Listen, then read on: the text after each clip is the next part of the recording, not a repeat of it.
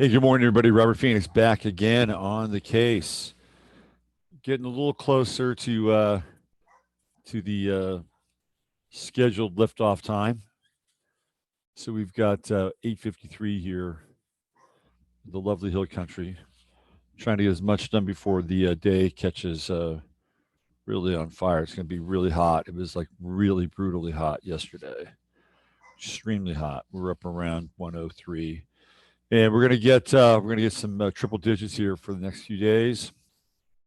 And it is the long hot summer of 2020, the most bizarre, strange, explosive year probably on record ever. All right, just keep that in mind. Recorded history, it doesn't get as strange and bizarre and weird and accelerated as 2020. Now, if you watch the Sunday night show, I went back in time and looked at 1968, which is a heavy year, by the way. Like 1968 was a very, very heavy year, super heavy. 67, not as bad. 66 and 67 are typically considered the summer of love. 68 is when the summer of love begins to come crashing down very hard. It's a hard come down. 1968. Um, but what was interesting about 67 and then 68 in 1967, there were absolutely terrible riots in the city of Detroit. Really, really brutal stuff. Brutal stuff.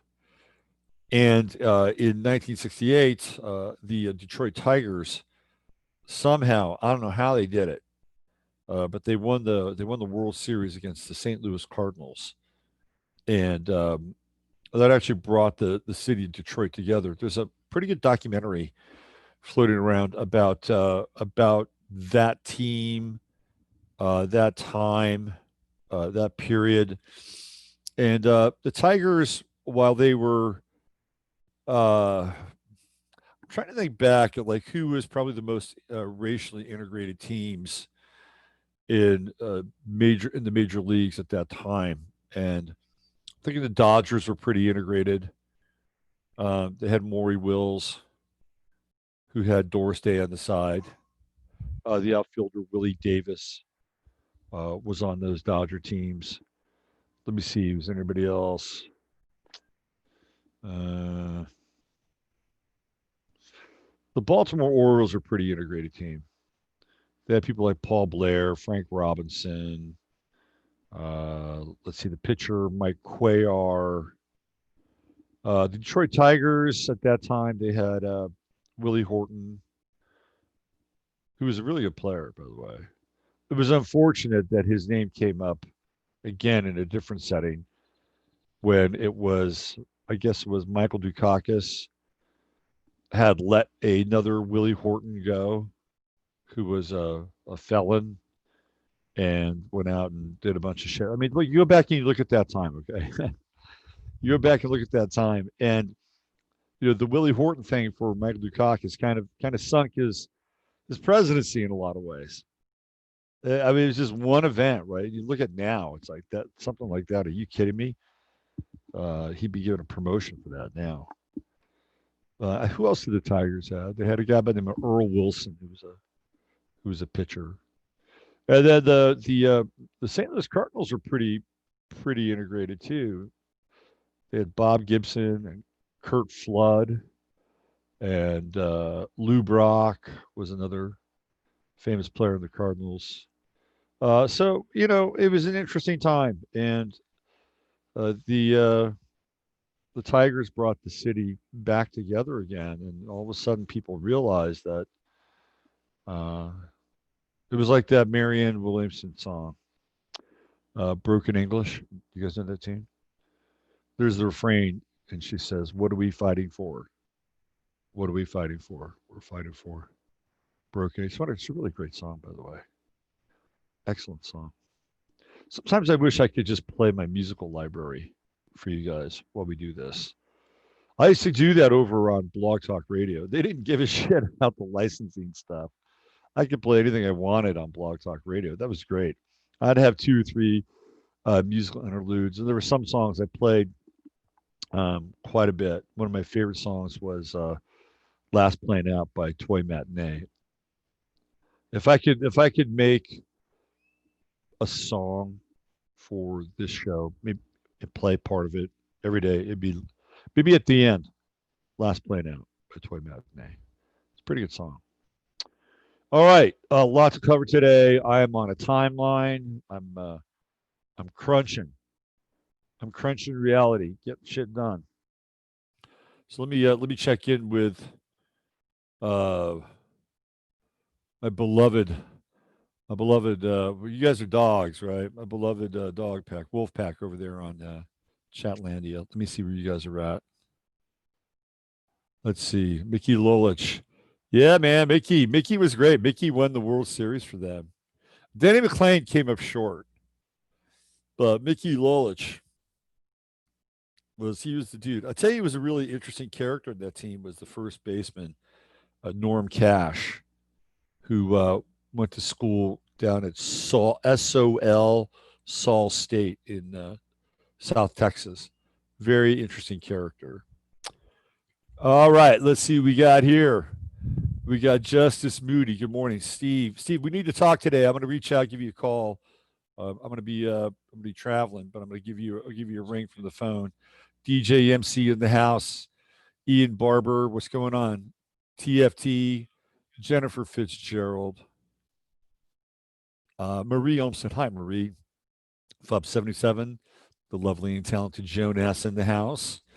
Mojo Mama, Charles Mazik. Have you ever watched Warrior Trading live? No. Charles, send me a link or something. I'll check it out. Frank Bride. Good morning, Frank. Wendy Quintana. Good morning, Wendy. Uncle Glenn. Oh man, yeah, I got my. Somebody gave me some shit one time. I wore this shirt. I wore this shirt one time, and I think it was due to video a long time ago. And somebody, it might have been one of the astrological videos, and somebody said that I was like fronting some programming or something. It was just bizarre, totally bizarre. Whatever. Hey, what's going on? They locked down Panama City. Oh yes, following orders like good order followers who owe tons of money to the World Bank. Always do. Good morning, Natasha. Laurel, good morning. Phoebe Kane in the house. JMP Love. Michelle Taylor. I've been in the same since June 1st. Struggling. Struggling. Well, yeah. Let's try to help you put the pieces back together again. Hank Aaron. Yeah, Hank Aaron. It's funny. I was looking at 1974 last night, and Uh, that's when Hank Aaron broke Babe Ruth's home run record, and it was really funny. I was friends with this guy in the eighth grade, and his name was Adrian. His name was Adrian. I'm just going to say his first name. His name is Adrian. I'm not going to say his last name. And Adrian was a so-called young black African American male, eighth grader. We were both in the eighth grade, and Adrian and we got along quite well. We were what I would consider friends. And the thing that I really liked about Adrian, he's one of these new guys that came to school, and the school system is really a pecking order. It's really a pecking order. And this guy who was another so-called young black African American male. I think this was around the seventh grade. I think Adrian showed up in the seventh grade. I didn't know him in the seventh grade. I got to know him more in the eighth grade. He came, I think, towards the end of the seventh grade year. Anyway, Adrian, this one of these guys who thought he was tough shit, went after this new guy, Adrian, and Adrian whooped his ass. He whooped his ass. He cleaned him up. And after that, nobody messed with Adrian, right? So in the eighth grade, we wound up going through that. Back then, you would go through like you would have one class with a group of people, and then that group would move to another class, and then another class, right? So we'd migrate between these three classes. I got some shit That eighth grade year was really interesting.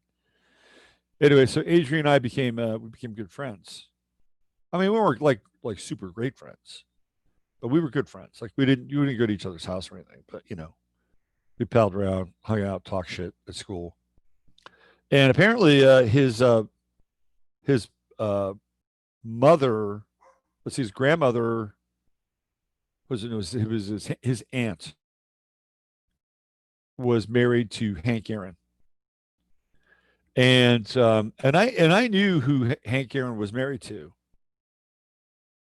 and he was married to, and I always thought this was interesting. He was married to a woman by the name of Billy Williams, right? Like the baseball player. So one day we were talking about baseball, and he said, "Yeah, uh, my, you know, my aunt is married to Hank Aaron. Oh, your aunt is Billy, right?" And I kind of left it, I left the Billy part blank to see if he would actually get it. So yeah, Billy Williams. I said, "Oh man, that's cool. So your aunt's married to Hank Aaron. Is he related to Hank Aaron?" Hank Aaron. So yeah, so, man, I'd love Hank Aaron's autograph.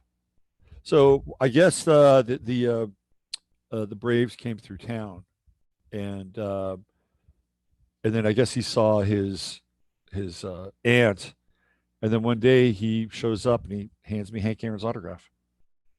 I think I still have it too. It was actually nicely done and everything. Hey man, that's really cool. Thanks. And the other image that I had of Adrian in my brain was that at one point in time I was cornered by a group of so-called young black males at school, and they were figuring out what they were gonna do with me. Right? They were figuring out what they were gonna do with me. And Adrian pops in and he says, hey man, leave Morris alone. He's cool. He's cool. Leave him alone." And that was it. Dispersed. Done. Gone. And I'm not going to sit here and try to like virtue signal my ass or anything, but I've had a lot of friends uh, who happen to be uh, so-called Black African American young dudes. Man, I mean, growing up, we lived in a very racially diverse area, San Jose, California. I played on a football team. One of my best friends on the football team was Rod Jefferson, who was the other quarterback on the team. Rod and I used to walk home from practice every day, and we talk about the team and plays. And there was another dude, Kevin Shaw, and Kevin and I used to hang out. Kevin and I used to indulge in, let's just say, some extracurricular activities. Okay, extracurricular, and we used to cruise around in his vehicle and do those extracurricular activities, listening to Jeff Beck backwards and forwards. So I mean, those were interesting times, man. They were very, very interesting times. Okay, I'm going to tell you a really blue story from the past. This is a total blue story from the past. You're going to get this is a page out of the blue history. So so it's Thanksgiving. I think it might have been Thanksgiving 1977. I think it's Thanksgiving 1977. And I'm with my friends, uh, Ward Jordan, Luther Clay, John Trevelyan. We're hanging out in my car, okay, and we're at the public library. So I think it was Easter Sunday. That's right. It was Easter freaking Sunday. That's what it was. It was Easter Sunday. And remember, I'm 17 years old. All right, I'm 17, and I'm hanging out with these dudes. And let's just say we're in the library parking lot, broad daylight. Nothing is happening. The library's closed. Okay, and look, I so so we take part in our extracurricular activity, and then there's one of the guys in the car. Looks back and says, "Oh shit, those people are fucking over there." I'm like, "What?" "Yeah, those people are fucking over there." You got to be kidding me. So there were these people. There was this young couple, and they were in the library parking lot, broad daylight. I mean, there's a lot going on now. It's Easter Sunday, but people are, this library parking lot was connected to a park called Noble Park, which was connected to Noble Elementary School in San Jose. And of course, since we were in let's just say, an altered state, we decided to take a closer look at what was going on in said car behind me. And sure enough, uh, it was pretty blatant what was going on in that car. And I just could imagine, okay, I could imagine what was going on in the heads of these people that were, they were young. They were probably about, I don't know, maybe 19. They weren't high schoolers like us, maybe 19, 20. And all of a sudden they look up and there are these three so-called young black African American males and me watching what was going down in the car. Okay, they probably fucking just. I have to give them credit though. I have to give them credit because they handled it pretty well. They basically untangled themselves, started the car up, and then left. All right, it's not a moment I'm entirely proud of, but I was 17 years old. I was 17 years old. I'm going to give myself a bit of a pass. But then, okay, but then the karmic repercussions of that moment hit me about an hour and a half later when I went home and had Easter dinner and sitting down at the dinner table. My father could tell it was high. He could tell it was high. And he took my plate of ham and scalloped potatoes and the green beans and the cream sauce and all that stuff, and he threw it on the ground. And then he kicked me out of the Easter table. So look, I suppose there is a God, right? There is a God. Anyway, there we go. Thanks for coming on again today. Senator Farkas is forward. I'm getting the picture of what is happening in regards to Antifa. Oh, yes. Yes. Let's see. What else we have here? Good morning. Daisy Confused. Robert Phoenix. Oh, let me tell you, man, I got some stories from that period of time. Yeah, Adrian was great. I actually reconnected with Adrian on Facebook really, really briefly. And it wasn't like, I wanted to it wasn't like I wanted to go out and become pals or anything. But I found him a few years ago, more than a few years ago, and we talked a little bit. And he remembered me. And anyway, looking back in that time, it was really a very interesting time. Very, very, very interesting time. And my school was extremely multiracial, very multiracial, and for the most part, we got along. I mean, everybody had their differences. For the most part, we got along. It wasn't like it was that big a deal. It just was not that big a deal. Wasn't that big of a deal. We had the Filipino community. We had, of course, the Mexican community, and I used to hang out with those people, those guys. You know, remember one night finding myself in a lowrider on Story and King, if you know anything about San Jose, hanging out with those dudes. I mean, that's just how. I mean, that's how I rolled. That's how I rolled back then. That's not how everybody rolled, but that's how I rolled. And I had a hell of a time. I had a great time. And even when I went to junior college in San Mateo, um, San Mateo Junior College, I didn't always really resonate with a lot of the San Mateo and Burlingame people. You know, I actually connected up with these people from Daly City because I found that Daly City was the most like San Jose in a lot of ways demographically, and those people became kind of my inner circle, the Daly City people, and yeah, it was. I mean, I'd go to Giants games and stuff with these guys. I mean, I liked them. They were tough. They were working class. Again, really racially diverse. One of my buddies during that time was a guy by the name of Billy Pittman, And Billy went on to become a comedian. I don't know what happened to Bill, but he went on to become a comedian and was very, very good. He was very good. And Bill and I used to hang out a lot. We used to hang. I'm sorry, I'm reminiscing today, but these were really good times.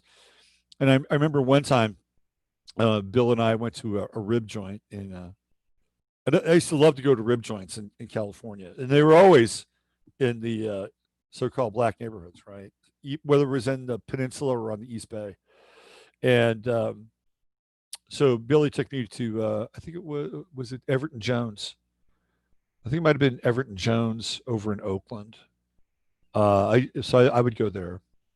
He took me there one time, first time I ever went there, and we had tickets to go to the Warriors game. And I remember the Warriors were playing the San Antonio Spurs that night, and that was the days of the Iceman, George Gervin. You could just walk up and buy a ticket back then. It wasn't that big a deal. So I had a nice cold 6-pack of beer, and we roll into the barbecue joint, and Bill orders, and he says, "Yeah, I want some ribs. I want this and that." And they said, you want mild, you want spicy, or do you want hot?" And he said, "I'll take the hot." So they said the same thing for me. I said, "I want some barbecue chicken." Same question, mild, spicy, or hot. I said, "I'll take the hot." And they looked at me and said, "Are you sure?" I said, "Yeah, I'll take the hot, no problem." So we get in the car and we're driving to the arena, and we're eating the barbecue. And Holy Mary, Mother of God, I have never had such hot food in my life. Okay. I killed the entire 6-pack by the time we got to the stadium in the car while I'm driving.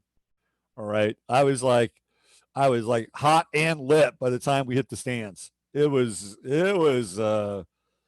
Man, I had a revolution going on in my mouth that day. But Billy was a good guy. I used to play him all kinds of shit, like musically. I used to do this with all my friends. I'd play them stuff. And here, listen to this, check this out. And be, man, what is that? What is that? You know, because a lot of this music, I mean, if you hadn't really heard it before, it would sound really bizarre, really, really bizarre to people. So I think at that time I was really into like the electronic stuff, Kraftwerk, Gary Newman, uh, kind of the German period of Bowie, you know, that phase, you know. And I think I was playing Gary Newman and some of that electronic Bowie stuff for Billy. And he just, man, he could not digest it. He could not digest it at all. And then about 2 years later, he came back to me and he told me he got it. And this would always happen with me and my friends. They would say, "I got it. I got it. You know, I got it." Oh, yeah. Okay. It's cool, right? It's cool. Anyway, I do miss a lot of those times because it was really fun, you know. It was really fun. Okay, I'm going to tell you just one more story. I'm going to get on with this. This last story, I promise. So one night, Billy, myself, Billy, and his buddy Jim, and Jim was a little bit older. He did a little junior college stuff, but he worked at UPS, so you know he had a bit of a different thing. And I didn't, you know, it just felt like such a. There was this movie called Blue Collar with Richard Pryor. If you haven't seen it, it's really worth seeing. It felt like a little blue collar kind of moment, right? Like I was ditching one part of my life for another part of my life. So I dropped my girlfriend off at her place in Pacifica, and all I had was tennis shoes, and these guys wanted to go to this club in San Francisco, and they wanted me to drive. I'm like, okay, sure, I'll go. So I go to Billy's place. I say, "Hey man, I don't. All I have are these shoes, these tennis shoes. I can't go to a club in this." He says, "Don't worry, I got some for you." So I get these cowboy boots. He gives me these cowboy boots, right? So I put these cowboy boots on, and I think he was wearing a blazer or something. So we go to we go to this club, and it's like a it was big. It was down by the Embarcadero, and they're playing disco. Like this is like a disco club, and it's really kind of not my scene. You know, at that time I was really more of a punk rock guy, but I'm hanging out with my guys. I'm like, okay. So I go there, and I had this experiment.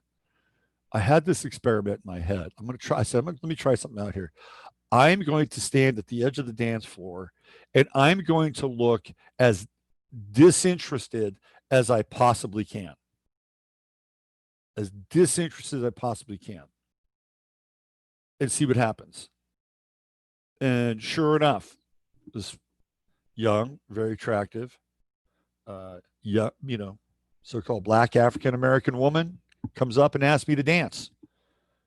So we started dancing, and man, we had an amazing time, totally amazing time. And like it was really like, now at that time I was in a relationship, okay, so things are clicking like a Gatling gun, and it's like I had to like just like pull back, right? It's like, okay, I can't go, I can't cross this line, can't cross this line. But it was interesting, right? It was just like I decided, to play the anti gamer or something. I don't know why it came into my head, but it was very effective, I have to say. Anyway, those were those times, and they were great, and I really miss them because I look around now, and it's just such a shit show, just such a shit show, man. And it's wrong. I'm just gonna call it out for what it is.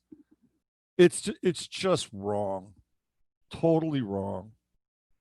I mean, even when I lived in Oakland, I'd go over to my tenants' apartments and they'd invite me over. They say, Robert, we got a drink for you. I said, what's that? It's called Pink Passion. I'm like, I don't know what the fucking Pink Passion is, but I'll go check it out. Like pink lemonade and vodka and 7 Up or whatever. It was like, yeah, I'll have some of this. I mean, those are just such different times. And I tell you, the first day, the absolute first day that I showed up at that apartment building, which I'd ultimately manage, was the day of the Rodney King riots. I'll never forget it. Here I am, I'm painting one of the apartments, getting paid for painting this apartment. And it's like, I'd had experiences, right? A lot of different experiences and hanging out, with the African American community, my black so-called black friends, whatever, however you want to phrase it, right? But never under kind of a time of civil unrest or potential civil unrest and duress. And that was a whole new thing for me. So I didn't know what was going to happen. I just went about my business, and nothing happened at all. People were going up and down the stairs, and I greeted them, and they greeted me. And that's the one thing that I always, always, always appreciate. When I interacted, with the dudes from that world, they'd always look you in the eye. They'd always look you in the eye, and they'd say hello, and I'd say hello back. And this was just complete code, man. You walk down the street, and you just look each other in the eye, and you just nod your head, say what's happening, right? I'll never forget it. When I moved out of Oakland, and I went to Marin County, and I was living outside of Fairfax, and I went into Fairfax one night, really early on, and that's when I started to encounter just a very different culture, and nobody looked each other in the eye. Nobody looked each other in the eye. Nobody would look at you and greet you or anything like that. It just didn't happen. And I was like, this is odd. It was really odd. And it certainly wasn't Shangri-La in that neighborhood. I mean, there was some very, very tough stuff. Very, very tough stuff. I remember one morning waking up very early, and we had this apartment building next to mine. It was a kind of an identical apartment building. And I remember hearing a blood curdling cry of an infant early in the morning, and I'll never forget the piercing cry that I heard, and it was not natural. It wasn't natural at all. I had to really sit with that for a couple days. It haunted me, that sound, and it was dangerous. There were parts that were really, really, really dangerous, really dangerous, and there were other parts that were great. That were, it was like connected and people caring about each other. So, but it seems like long ago and far away, and here we are in the new America with 3Ks. All right, let's do a little invocation here, and then we're going to get into the subject matter, the meat of today's show, which will not be entirely too long. I've got a pretty early client today, but let's get into it. Dear blessed and holy Father, Mother God of the great central sun, which is the light of Yeshua Sananda, Emmanuel, we ask that only the highest and best truth and information and light come through during this transmission, and that during this time we may be graced with truth and courage and love, fearlessness, faith, and the sense that all things are possible. And if there's any karmic residue that we have amongst one another, let it be cleansed, purified, clarified, and cleaned away from this experience so that we may return to our lives as sovereign beings without judgment and without fear. And this goes for all people of all races, all creeds, all sexes, everyone. All right. New footage has emerged in the George Floyd case. And it's not complete, but we're going to see a bit of a different picture of what happened. Now, I have archived this over on BitChute. I just discovered this morning. I'm going to pair it up with some other information around the coronavirus and the so-called COVID-19, both of which are part of a two-pronged attack now. You know, I really thought Trump was going to run the table with Corona and COVID-19. He had an opportunity, man. He had an opportunity. I really felt like that was his opportunity to like become FDR and go full infrastructure, you know, full on green economy. Like I feel like he had an opportunity. He could have started to put all that stuff in place. He could have flipped everything. He could have become more Democrat than any Democrat and sold the Republicans on it, and we wouldn't be dealing with this bullshit, but he didn't. He didn't. That didn't go far enough. The other thing, if you really want to look at it from a strategic perspective, that he would have probably the minute that Washington State and Jay Inslee, who of course we know is a traitor, he's a traitor. Jay Inslee's a traitor. Gavin Newsom was a traitor. The mayor of Seattle's a traitor. Mary Brown of Portland is a traitor. These people are all traitors, and I'm not ashamed to say it. I'm not afraid to say it because that's really what they are. The minute that happened, Trump should have called martial law. End of story. Like, fuck the states and letting the states handle that. I don't know where he got that advice. Oh, well, states' rights and states' rights and states' rights. Yeah, okay, well, the states' rights, they ran with that, didn't they? And guess what the states are going to do now? Those states are going to start to defund the police. Oh, yeah, because we're going to let the states handle it. He should have just declared martial law from the jump, shut down the borders, shut down anything from China. If you wanted to play the stupid fucking mask game with Fauci and all these people, boom, done. And then what he should have done is he should have taken over the media. I'm sorry, that just should have been done right then and there. Right then and there. And don't tweet about it. Don't tell people what you're going to do. Just do it. You take over CNN, you take over Fox, you take over MSNBC, just take it all over. Boom, right? National emergency, continuity of government, just do it and get it done. Take the banks, freeze the assets in the banks. You know, you can help, allow people to withdraw some money, whatever, but not huge amounts. Just freeze it all. Instead, what happened? The claws of the globalists, the bankers got into them. $7 trillion, a $7 trillion excuse, right? That's what Corona became. It was a $7 trillion excuse for money to go from here to here. And none of it will ever be accounted for. Now they're talking about another phase of stimulus. I mean, this whole thing could have been just headed off at the pass. If that happens, the governors of every state can't do shit, right? And are we staring down this new shit show now? No, doesn't happen. That's what I would have done. And but I don't have Jared Kushner and Ivanka and Steve Mnuchin, Skull and Bones Steve Mnuchin, or Mr. Rothschild Wilbur Ross. I don't have those people around me. I don't have Sheldon Adelson hitting me on text all the time. So, but that's what I would have done. I do want to say this though. I did read a story, and it's out there.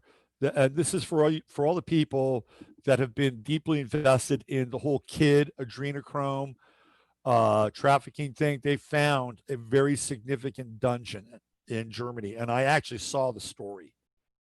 Okay, I saw the story. They found a significant dungeon in Germany where kids were being tortured. Okay, so that part, I do believe in that part. By the way, I believe in it. I do believe the stuff that we saw, WikiLeaks, that stuff is valid and true.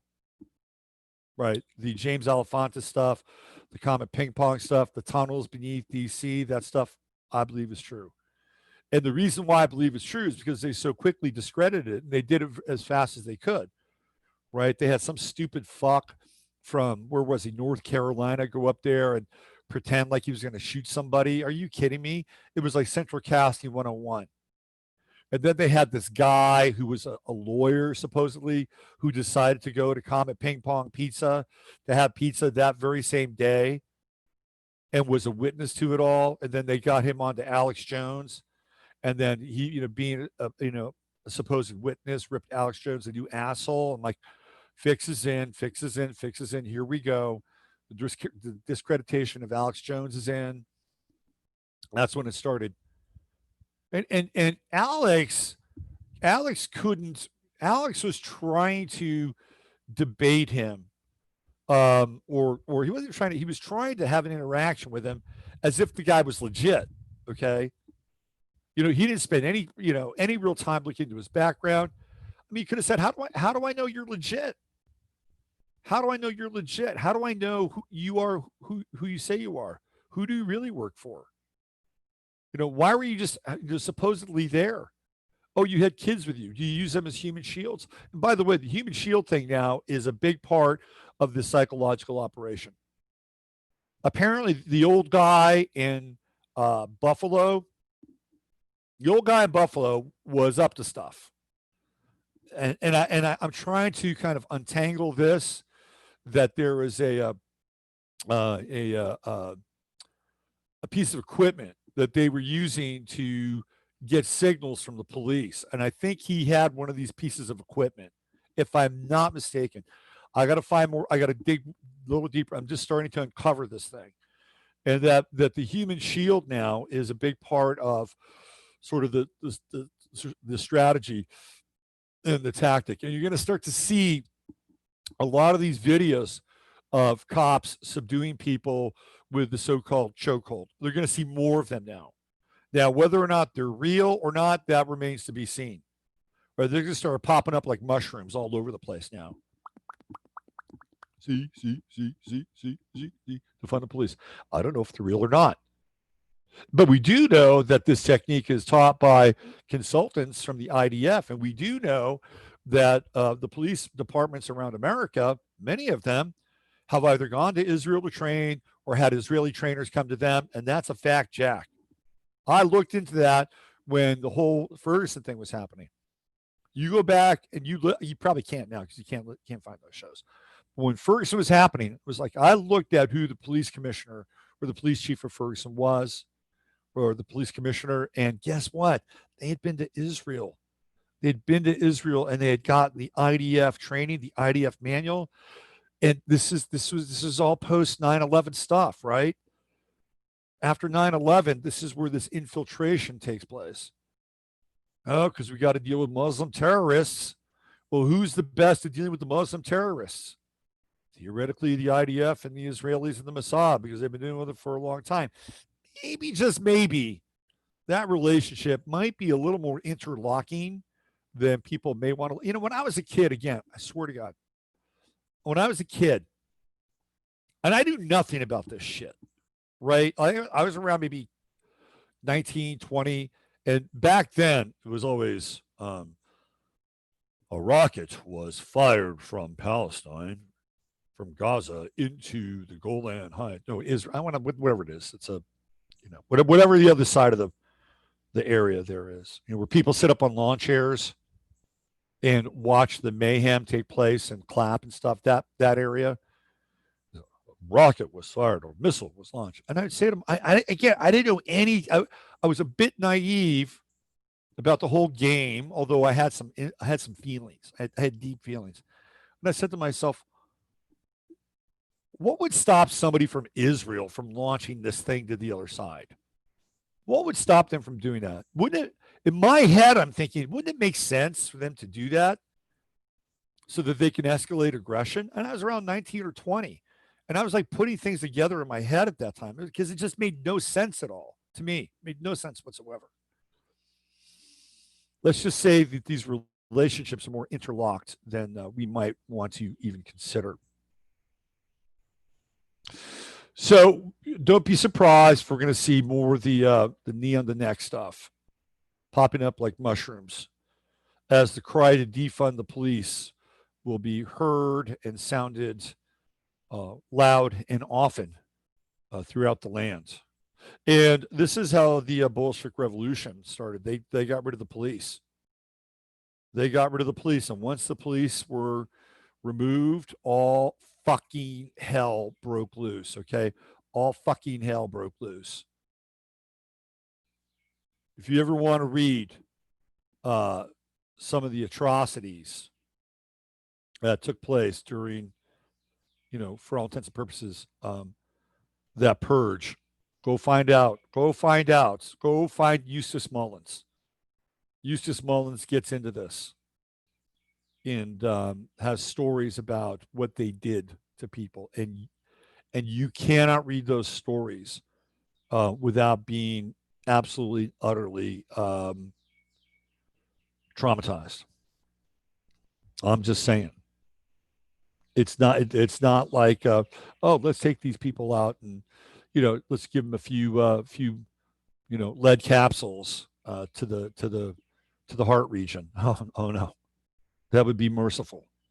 That would be merciful compared to what happened to a lot of these people. And I'm not going to get into it today.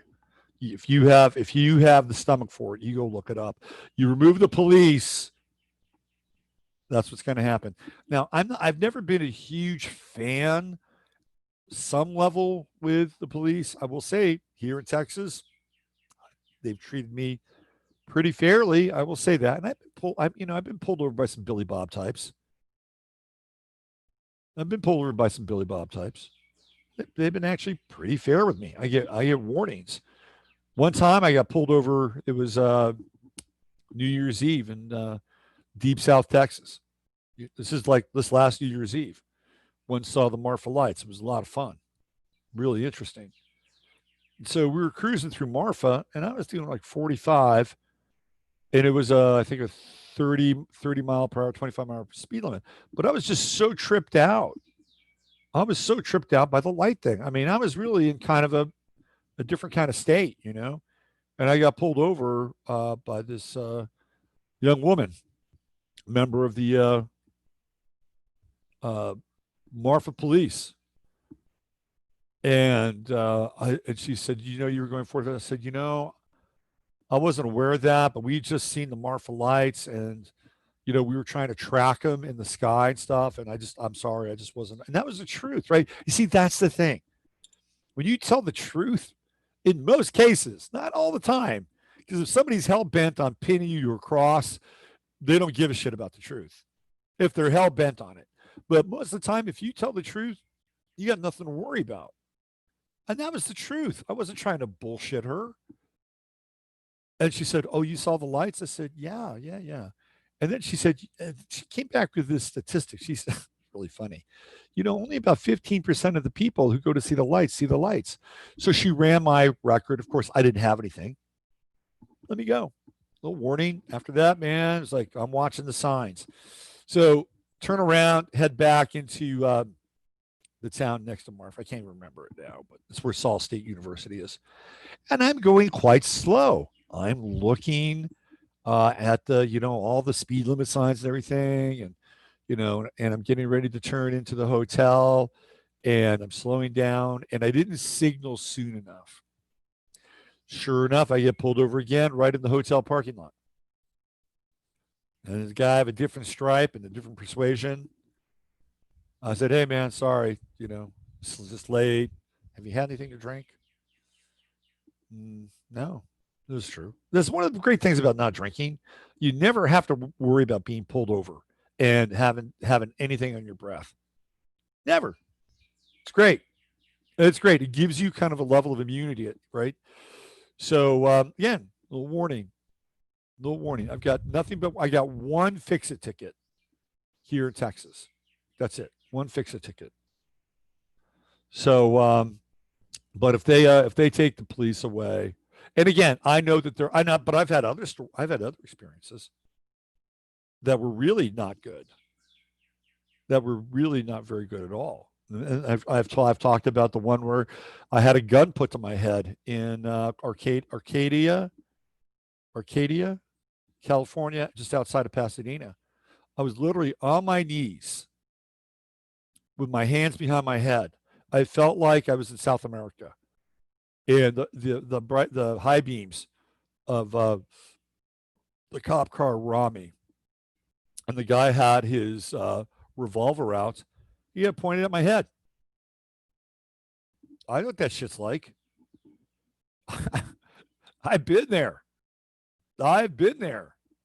Yeah. Now, luckily, he didn't pull the trigger. Wasn't my time. So I know that these guys can be complete assholes. They can be really psychopathic at times assholes. Not all of them are. But they loaded the deck, and they loaded the deck by bringing people in who were not capable of some kind of real empathy and higher IQ. They had the tests. They weed out the better candidates. They keep the middling to low candidates in. They bring in some of the brutality training from the IDF, and there you go. You got a bad cocktail. You got a bad cocktail. And by the way, a lot of cops who go to the gym and work out and stuff, because a lot of them are pretty big people. A lot of them use steroids. Not all of them, but quite a few. That's how they get so big. Steroids create a very different kind of chemical reaction in the brain. The steroids have you have a lot less patience when you have steroids. Let's put it that way. But again, not all of them are bad. Like I've had some actually pretty decent interactions for the most part here. For the most part here. But they take them away, and that's it. That's it. Off and running. Let the real purge begin. So if you're in a community and it's this trickle down effect, it'll start in a big city. They'll get it passed in a big city, and then it'll say, "Oh, see, look! You cannot allow this to happen." As much as I would like people to be able to take care of their own business in a normal world where everything is equal and there's not a program to completely gut the entire country and the planet, I'm all for it. But that's not the case right now. It's just not the case. So if the defund program comes to your town, you better step up and put a big fat foot down on this thing. Even if some of those guys inside the force are corrupted, are placed, are deep state, and they're there. One of the things that's really interesting is, and this image has been going around about the whole kneeling thing, and I believe it's part of the third degree Freemasonry where you kneel down, right? So what are we seeing now? We're seeing this kind of Masonic overlap, the Masonic overlap, and I said before that there are lodge members inside of the first responders, and you just never know which way those guys are going to tilt. You just don't. You just don't. And if they're tilting towards, the resurrection of Baphomet, Ordo Ab Chao, then that they're inserted and they're on that team. Right? They're on that team. Make no doubt about it. So, but you got to. This is the time where you can't let it happen, and they're going to continue to put the pressure on. Look for more videos of the so-called next stuff popping up. Then it'll be in some podunk fucking town somewhere, OC, even little podunk town, USA. It happens. Then they'll come to podunk. They were here last weekend, 200 strong. And I know, and I know who was behind the so-called protests. So let's take a look at this George Floyd video.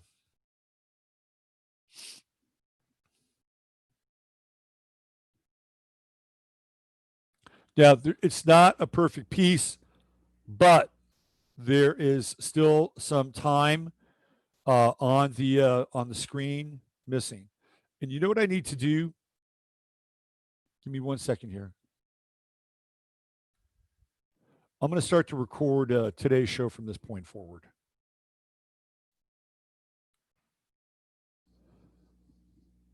Okay, so here we are. We're back again. Robert Phoenix, 15 minutes of flame, and it is 6/9/20, and we've just gone through the prelude of the show, a little trip down memory lane in my past, and now we're getting to the meat of the show, which is the new piece of video evidence that has been unearthed, and there is more to come. By the way, there has to be more to come. These guys have body cams, right?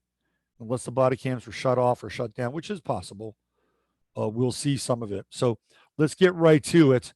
This is the new footage that has emerged. Now, here's where it will be an interesting kind of call. George Floyd, we know, had fentanyl and methamphetamine. Some people said he had cocaine in his system. We know that he probably had a pre-existing condition for his heart. And this is, again, part of whatever, potential autopsy they did on the so-called George Floyd. And then the first autopsy said that he passed away due to a coronary issue. Okay, a coronary issue. It's interesting, the coroner or connect. Anyway, so now after they had that initial autopsy, Michael Baden, I can't even believe that this guy is still around. I told you the story about B.B. King, the blues guitar player. And B.B. King, like there were like three B.B. Kings. And back in the day when there was no television, it was all like kind of radio, phonograph, some television, but not a lot. There wasn't a lot of information being floated around. People like in the South would go from town to town, and if you could play blues guitar, you would say that you were somebody who was pretty well known. And you'd show up in town and people wouldn't know the difference really. If you could play, it didn't really matter. So, you would basically jump on somebody else's identity. This was not uncommon, by the way. It wasn't uncommon. So BB King was one of these people. And there was an original BB King, and then there was another guy that came in and pretended to be BB King and float around. And then there was the guy, and he recorded for a while. And then there was the guy who BB King. There was a BB King that got in a car accident, likely died, and then this other BB King shows up, and because the record companies, of course, are very invested in their artists and making money. So would it be all that impossible for them to insert another BB King? No, I don't think so at all. And then that's the BB King. That final BB King is who we see all the way to the end. And keep in mind that BB King had like 31 kids or something like that, or I mean, he had a lot. It wasn't Screaming Jay Hawkins a lot, but a lot. Anyway, all right. So let's get into this now. Let's get into this. Here we go.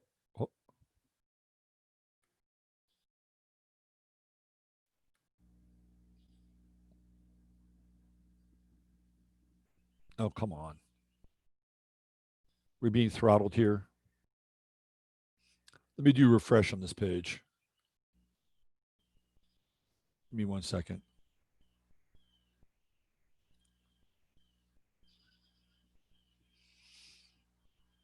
I got into this with an email from uh, a viewer last night. We're talking about the multiples of Floyd. And I'm going to talk about that in a second as well. Let's try this.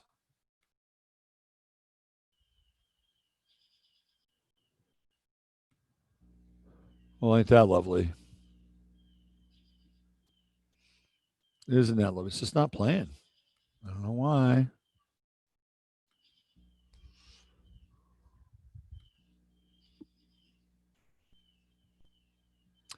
But apparently 92 people have seen it already, and I got 3 thumbs up. Let me try another tack here. Give me 1 second. I might be able to just flash us live from another source. So give me a uno momentito.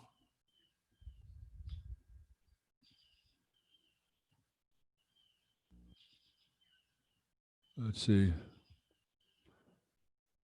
Okay, so we got a riot taking place, Countryside Mall near Clearwater, Florida. Be on the alert for that. That just came over the screen here.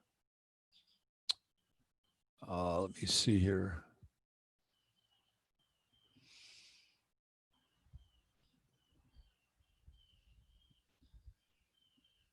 Just trying to find.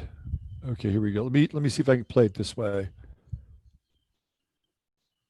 because I'm not sure how long this thing's going to be around.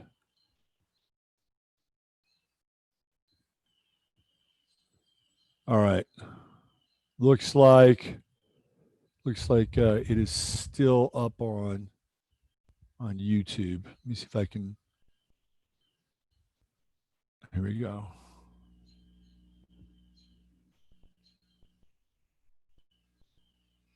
But I've got it over on BitChute.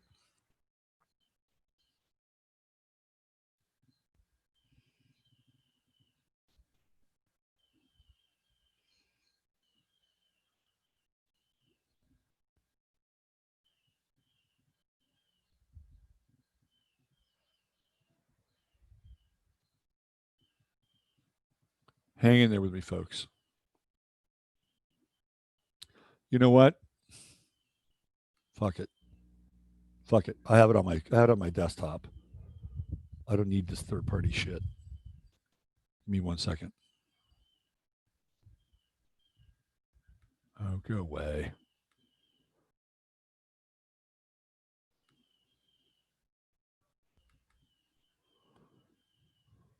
All right, here we go. All right.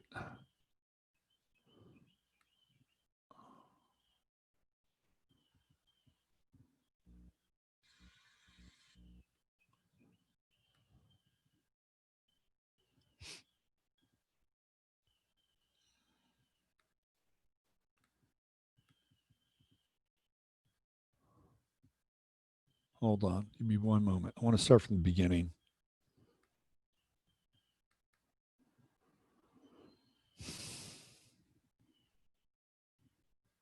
Oh.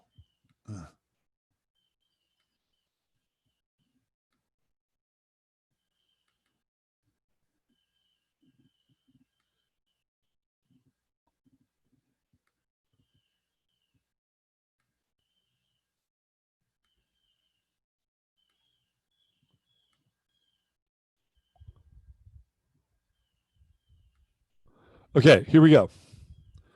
Ready to rock and roll in this. Here we go.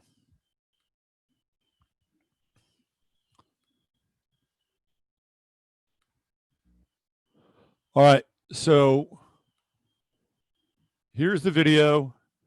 Okay, we got a cop in a mask. This is these are two of the guys that are supposedly charged here. Now here we go. This is the Floyd character. All right, and the time is 8:15:25. 8:15:25. Here we go.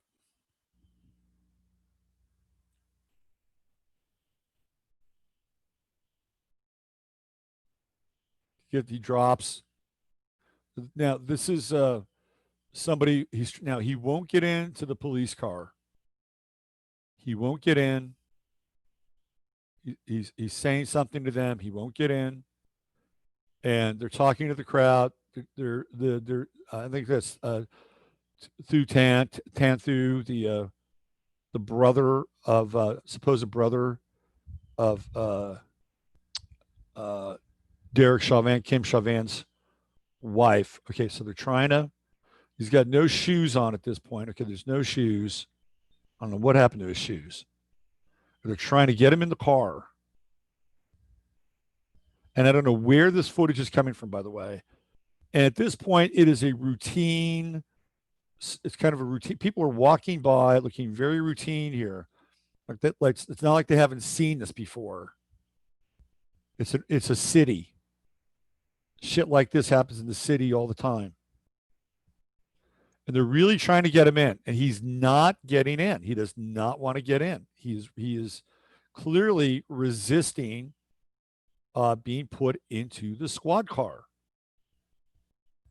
Now, people will say, "Well, does that mean he should have been killed?" Okay, that's not part of the argument at this point.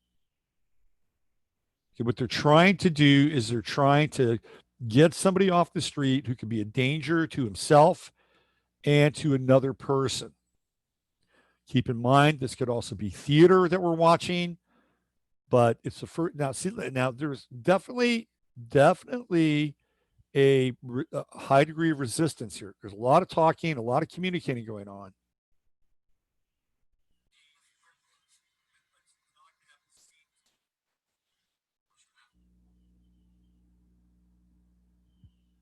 And he's kind of trying to finally, he's sort of getting, now these guys are actually exercising what I would say is a great deal of restraint at this point. Okay.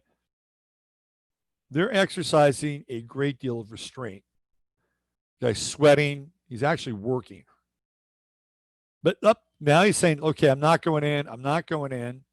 The head pops out again.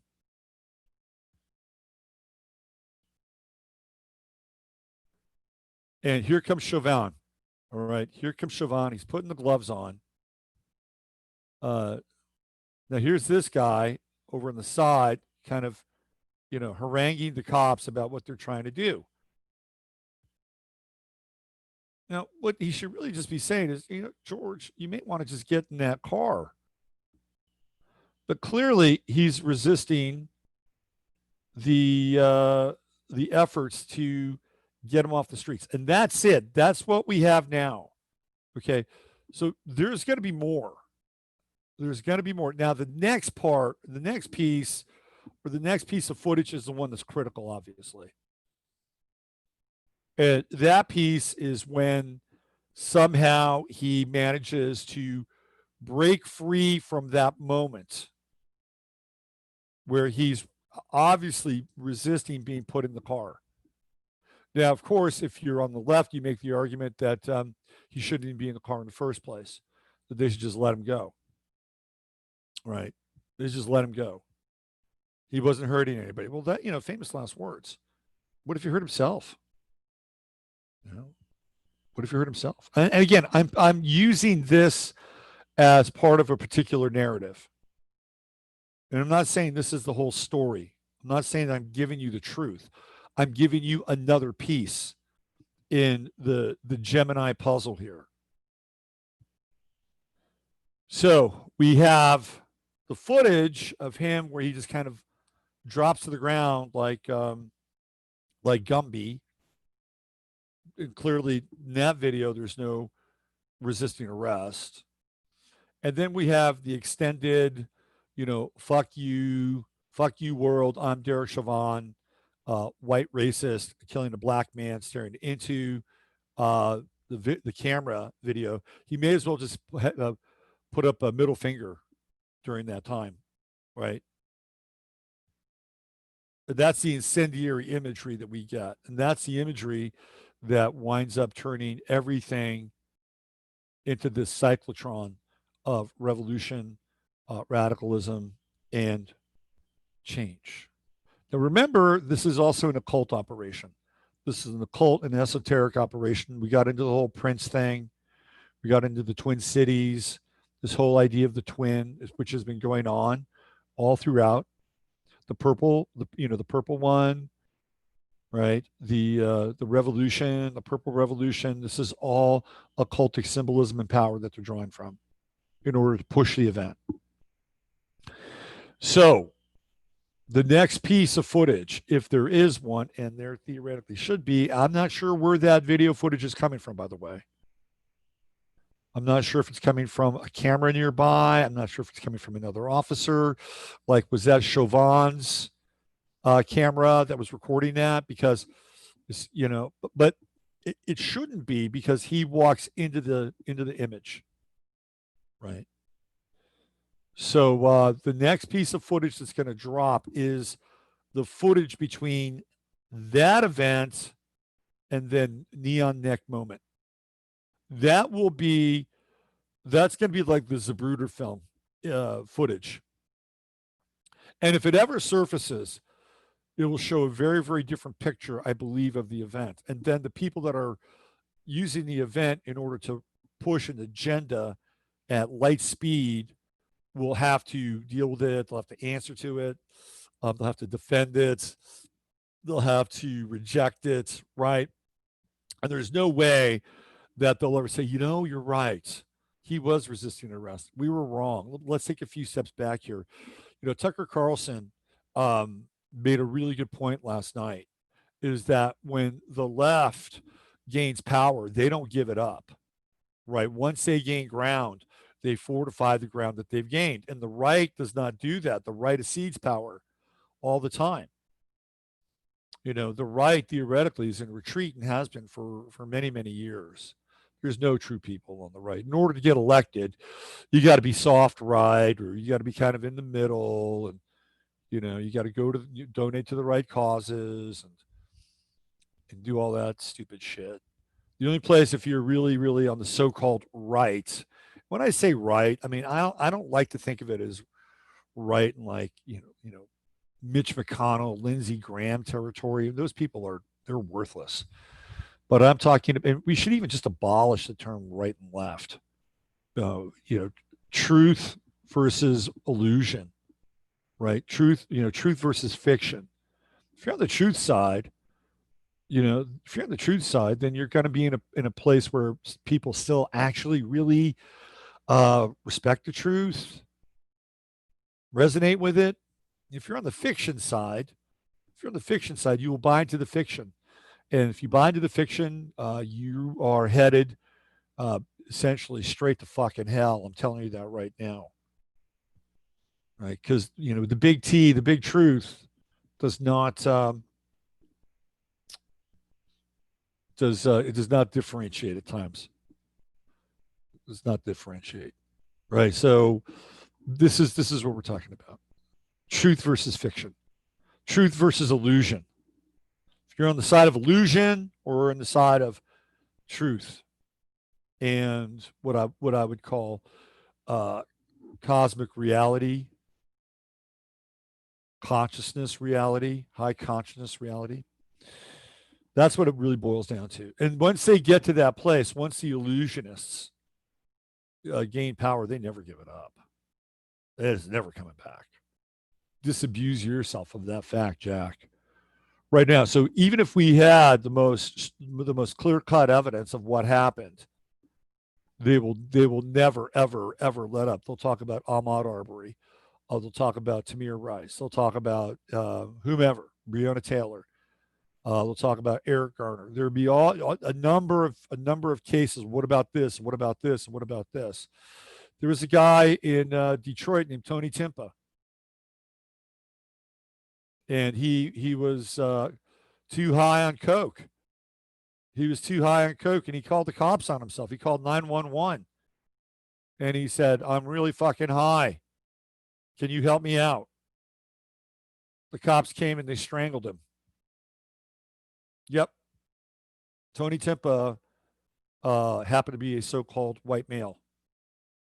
Okay, nobody gave a shit about Tony Timpa when it came to that form of police brutality or police overreach. Nobody talks about that. I talked about the guy again in Michigan who was the security guard at Dollar General, who got smoked because three people, a woman did not want to wear a mask. And he said, you can't come in the store. She came back with, I think it was her father, her brother, her cousin, whatever, and they killed the guy. They killed the guy. Nobody rioted over that. Nobody said defund Dollar General and blaming Dollar General for the ultimate arrest for this woman. Oh, it's the garbage man. There's the garbage man, waving to the garbage man. Trash pickup. Civilization in action. You're watching it live here. Well, you're hearing it live. So it doesn't matter, really. It doesn't matter, what you bring to the table. There will always be this or that, or this or that, or this or that, or this or that, or this or that, because they think that they've proven their point. And again, Black Lives Matter is driving the story, is driving the narrative, and they are really, in my estimation, exploiting a lot of people on both sides of the ledger sheet. They're exploiting, the so-called white people who are burdened with guilt and whatever kind of, I don't know, stupid fucking program that they've swallowed, and they're exploiting good people on the so-called Black American side of the ledger sheet as well. Because there are Black Americans that don't agree with Black Lives Matter, right? And you'll see this now. You will see this even in the Black American family. Well, you're going to see the separation there. You're going to see people in the Black American family who don't believe in it, and love other people who do believe in it, and it'll just be like what it was, for so-called white America in 2016 when Donald Trump got elected. And so atomization and fractalization, the Gemini program in full effect. And then look, I'm going to try to be as clear as possible here, right? Again, I can't even begin to wrap my head around what it would be like to be so-called Black, right? And I would bet that if I had somebody talk to any so-called, Black African American person in person, I'd probably get at least 2 or 3 stories out of them where shit had happened to them. Okay. And that's a fact, right? I'm without a doubt, that things would have happened to them. And unfortunately, that is part of the society that we live in, right? Better or worse, and I think it's a lot better than it ever was, to be honest with you. Well, I take that back. It was a lot better in the 70s. It was a lot better in the 70s, 80s, and 90s. This stuff just wasn't going on. But if you look at America historically and contemporarily versus other countries in the world, let me tell you, it's way better. And don't let them try to tell you anything other than that. It's not perfect, but it's way better. But I would understand, right, that if you had 2 or 3 of these things kind of happen to you in your life and kind of left a bad taste in your mouth, that you really weren't able to exercise or expunge, then an event like this comes along. It's just like throwing kerosene on a fire. I get, and that to me is, again, kind of exploitative. It's exploitative. So it doesn't really matter what we come up with, right? They've got a narrative. They're going to drive the narrative no matter what. The only thing that would stop this thing in its tracks is if George Floyd popped up somewhere. And really, this is kind of my fantasy, and it is a fantasy, that all of a sudden this whole other timeline where there's the event happened but didn't happen, and that George Floyd, whoever this person was, has such a terrible and guilty conscience that he makes a video and puts it on Instagram, whatever, it goes viral. He wants to say he's sorry. I mean, that would just be like the ultimate game changer. That would be such a game changer at that point. Is it ever going to happen? I don't think so. I don't think so. But I have thought about it, and I do like have a little seed pod right over here, and that goes for any kind of so-called event, right? And again, I got to kind of wrap things up here because I'm getting ready to move into the next phase, and I do want to talk about timelines. Is that if you go back and look at what happened in Santa Barbara and the so-called incel shooting that took place in Santa Barbara, and who was it? It was uh, what's his name? What's his name? Roger Peter or something like that. The guy who was a cinematographer for Hunger Games was his kid, Elliot Roger. There was a video that surfaced not long ago with well, no, take that back. There was a video that surfaced not long after that event where Elliot Roger popped up, and he pops into a camera, and some guy says, "Dude, aren't you supposed to be dead?" Uh huh. Yeah. Yeah. So my space that I'm holding is that at one point or at some point, one of these dupes, one of these actors makes a full on confessional, and then everything just unravels, and not one shot has to be fired, not one shot, not one life has to be lost. And if I can hold that space, so can you. All right, let me get into a little bit more of what I want to bring up today. I got a very I got a very in some ways how do I say this, very sad comment from the Sunday night show. I'm going to read this to you. This is from SRF. Maybe I'll just do a little screen share to show it to you that I'm actually not making this up.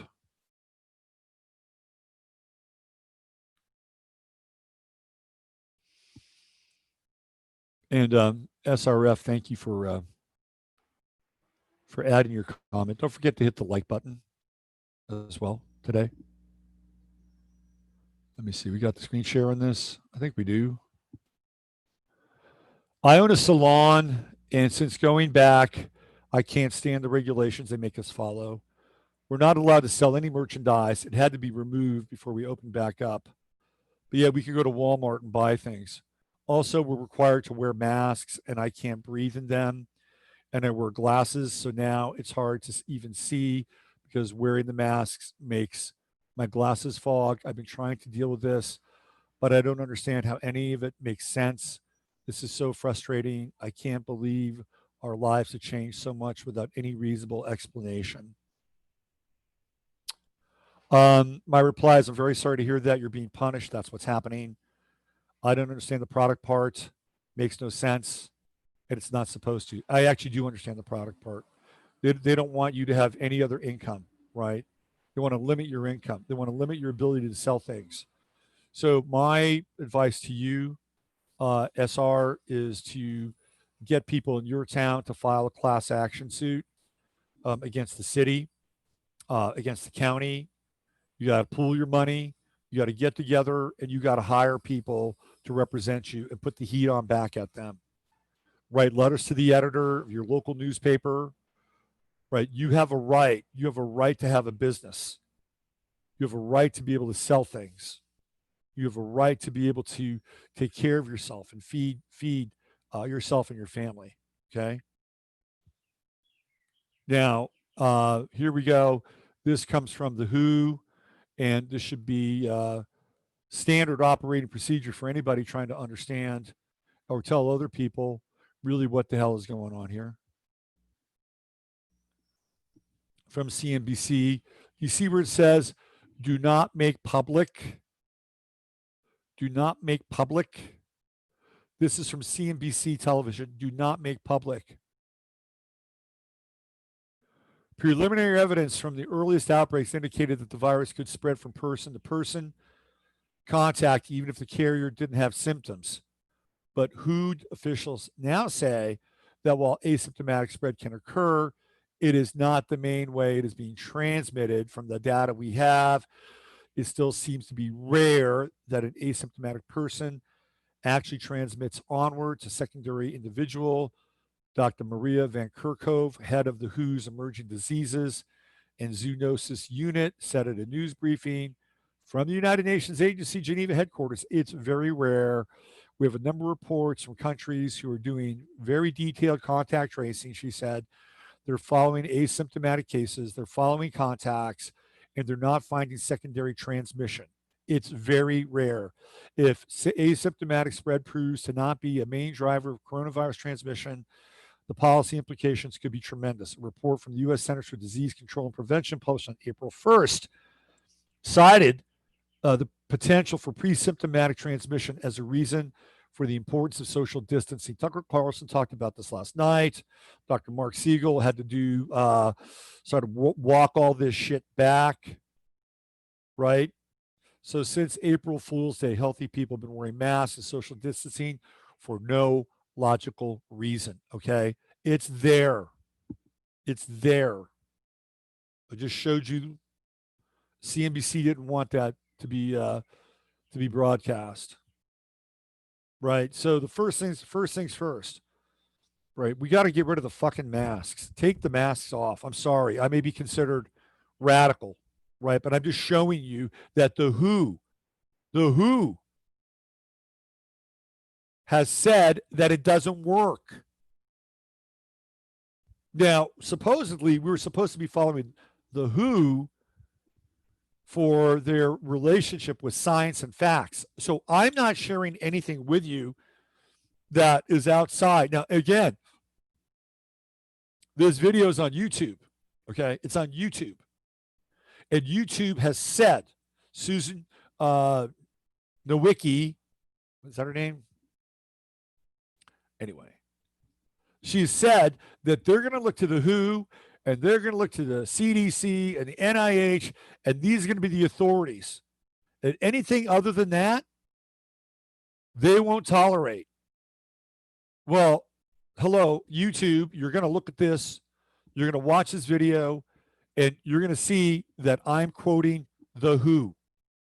This is the authority that you have ceded to. This is the authority that you've agreed to. This is the gold standard for whatever video can or cannot be put on YouTube. They are the judge, jury, and trial. They're like the Nuremberg, right? They are the Nuremberg of the coronavirus. And they just said the asymptomatic scenario is false. And that wearing masks won't help. That social distancing won't help. First things first, take the fucking mask off. Take the mask off. You'll get your voice back. You'll get your voice back. People have been conditioned and socially engineered to put the mask on. So now all of a sudden, when this next psychological operation comes around, you've got a mask on. You can't say anything. Now, this time, it is a metaphorical mask, not the actual one that you've been wearing all the time. Take the mask off. All right, I got a few minutes left. I want to talk about timelines. This is really important. Really, really important. And the more I think about this, the more that I've been working with this in my own life, okay, the better your life is going to get. And the sooner you understand this, the better, the easier it will get to transition to like what I would call a timeline of grace. And one of the things that we do is that we sabotage ourselves by making wrong choices and bad choices. And many of those wrong choices and bad choices are operating from three distinct places, right? Fear, that's number one, fear, conditioning, and ego. Those are the three places. And oftentimes they will intertwine. Fear, conditioning, and ego. We're conditioned to make bad choices because of the trauma that has affected us in our lives. So we make decisions out of trauma-based conditioning. I'll tell you something. I'm going to be really upfront, right? Really, really upfront right now. I'm going to have a real moment of naked, like, truth with you, because I'm not afraid to share a naked truth. So it was about 2016, I think. It was 2016. Now, it seems like such a long time ago. 2017, 3 years ago. 3 years ago. I had a moment where I had to deal with being served papers. Okay, I'm just being upfront now. Okay, I had a moment when that happened, and it scared the shit out of me. Scared the shit out of me. And the reason why it scared the shit out of me was because it triggered the stuff that I went through as a kid, right? Because I had moments growing up where I was like, I did, as much as I loved my father, okay, and I do love that guy, he had a very, very rough childhood. And a lot of that got taken out on our family. And a lot of that got taken out on me. My father had Mars and Scorpio, and for all of you who know all about astrology, okay, his Mars was in my 12th house. Need I say any more? All right. And as a Scorpio rising, I learned about being hyper attenuated. I learned about, how to read who was going to walk through that front door at any moment in time. Was it going to be the good dad or the not so good dad? And that's not to say that I was an angel. Far from it. Far from it. I was a difficult kid to raise in a lot of ways. And if I was my parents and I dropped into their family, I'd be scratching my head most of the time. What the fuck did we do with this kid? Because I was like really, I was really smart, um, and um, and I was rebellious. I was really rebellious from a very early age. So I get it, right? I get it. I was no choir boy. But on the other hand, there was this whole other reality going on too, and it hit me pretty hard. It hit me really hard. It really knocked a lot of my confidence out for a very long time. So when you don't have real confidence, right? When you don't have a real center, you start acting out of different places. You start putting on masks. You start trying things out. You start putting on different ideologies in order to find something that allows you to gain some traction in your life. Because really deep down inside, you've been atomized. This is what happens. So I still had some of that conditioning. I still had some of that going on. And in 2016, that moment hit me, and I was like, that 9 or 10 year old kid, who was terrified, right? When that moment happened, and I got triggered, super triggered, and a lot of the decisions I made after that were really not great decisions. And I'm just being upfront. And nobody got hurt. There was nothing happened in that regard. But they were not good decisions for me. And it definitely changed a part of my timeline. Looking back on it, it's probably needed to occur on some level, right? It needed to occur on some level. And it's taken me a while to begin to, from that moment forward, which is why I stopped drinking alcohol, because I needed all my senses in order to untangle that piece, right? See, that is part of how we subvert ourselves. We subvert ourselves because we have been conditioned by trauma to make the same choices and the bad choices repeatedly. And that's the trauma fear-based programming that has us make bad choices. The ego is a different story. The ego says, I'm going to make this choice because it will make me more powerful.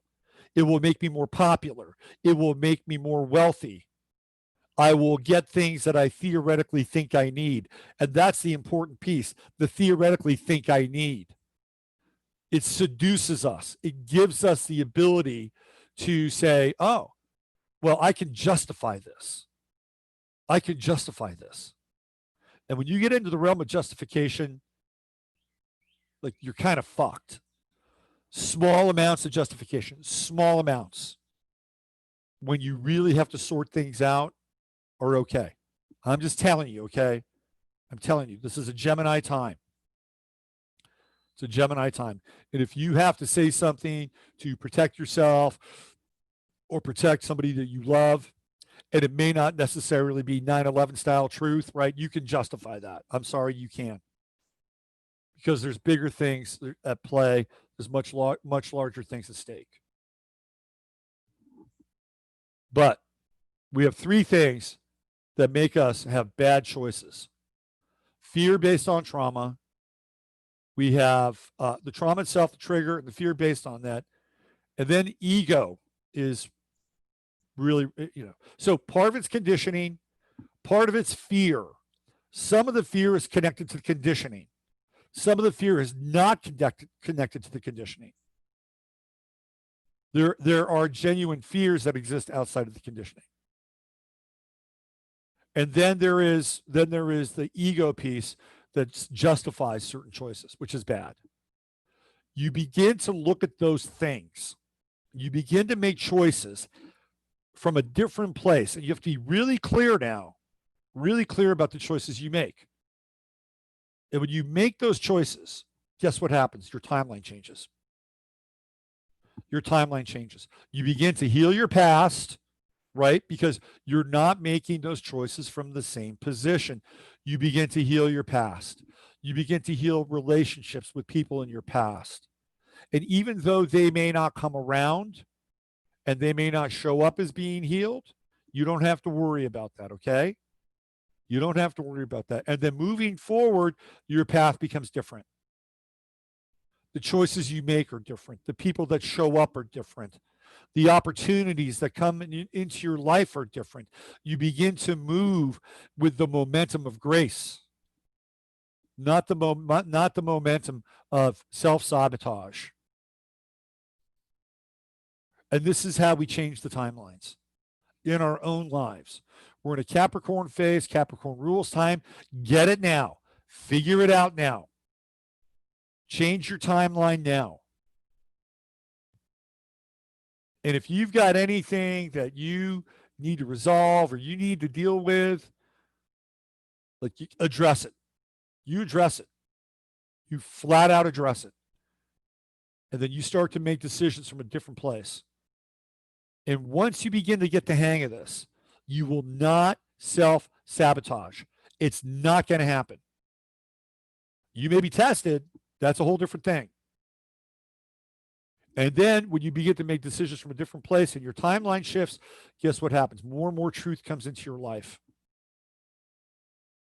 And then what happens? Right? You become a much clearer channel, a much clearer vessel for the experience of Logos. And when that occurs, you don't even need to fire a gun. You don't even need to fire a gun when that happens. Think about that for a second. That's a really radical departure now, isn't it? Yeah. But I also say this, don't cast any pearls before swine. That's important. Because once you move into this space, right, the momentum of the new timeline, the other part is you got to make sure that you're not dispersing your energy into areas and with people that don't deserve it. You got to hold on to it, bring them close. Okay, let me just check in with you guys in Chatlandia. And I'm going to go jump off and do a different thing here. Let's see where you are. I think you're here. Okay, there we go. Change yourself, change your world. Maureen, just remember you can't take your baggage with you if you want to walk out of this realm altogether. Excellent POV. Right on, Robert, with the opportunity to start with a clean slate.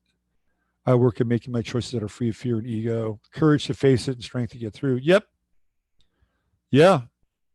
It's important, right? I mean, it's really, really important. And we've all fucked up. We've all fucked up and we've all made bad choices. We've all made bad choices. Whoever Pedro Fossil is, thank you for deleting his messages. I'm sure they're not welcome here. My dad used to throw me head first into the dresser drawers. That that shit'll happen. That'll do it. That'll do it. Thank you, Ani, and thank you, Steve, for being on top of it. Appreciate that. I had the same kind of dad, Robert. He was known as the general. Look, I love my dad, man. He was great. He was great. He helped me out in so many different ways. And he was also very, very deeply, deeply troubled and deeply traumatized. Deeply, deeply traumatized. And we get to work that out, right? We get to be sort of the end of the line. We are the cul-de-sac. It's we are in astrology. There's a thing called the vertex, which is the second ascendant, and we are the vertex of our own generational healing. I don't have time to explain that right now. Let's see, what do we have here? Anybody else? Anybody else? Okay. All right. All right. God bless everybody. I'll be out of here. I'm out of here. I'll be back tomorrow. Let me do a little thing here. A little bye for now action. There we go. Looks like we got some trolleys in here, huh? How about that? How about that? Okay. Use your head to discern what's real, your heart to step when it's possible.